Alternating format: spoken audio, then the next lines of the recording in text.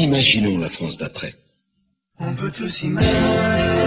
On sait parfaitement bien que c'est pas 29 ministres autour d'un Premier ministre, que c'est pas un nouveau président de la République qui changera tout. Un mot, si vous me le permettez. Rien ne ressemblera plus à la France d'après l'élection présidentielle que la France d'avant.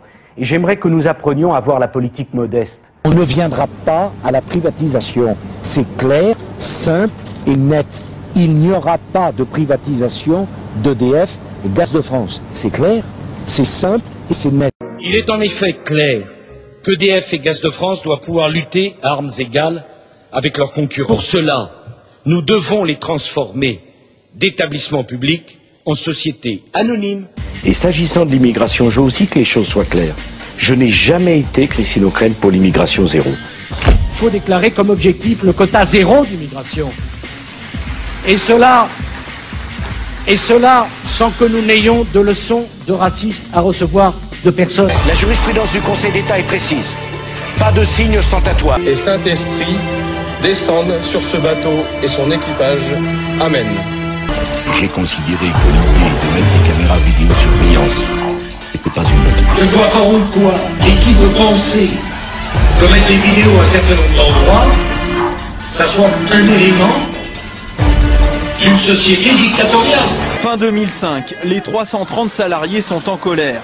Leur cible numéro 1, Nicolas Sarkozy. Ils viennent d'apprendre que le ministère de l'Intérieur a choisi Auberture, une société privée pour fabriquer les nouveaux passeports français. Alors j'ai déjà vu des reportages malhonnêtes, mais de cette nature c'est assez rare. Je vous félicite. Il y a eu un appel d'offres, madame. C'est justement cet appel d'offres qui n'avait pas lieu d'être.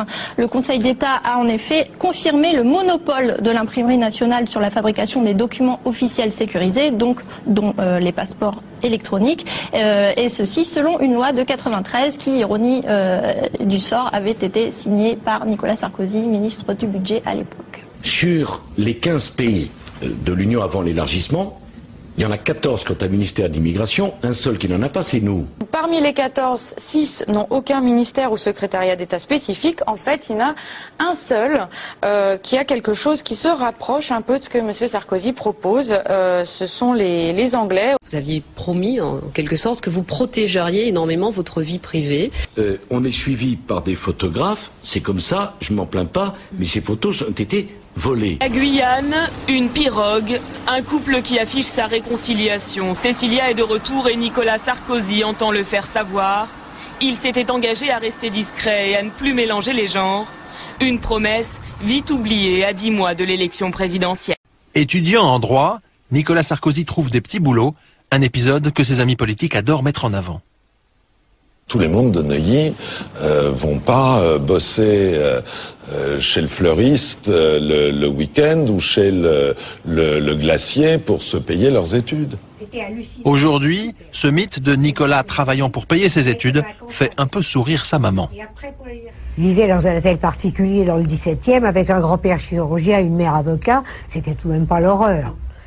Dans le cours le plus chic de Paris, c'était pas vraiment le drame, hein, faut pas exagérer. Oh, ah, oh.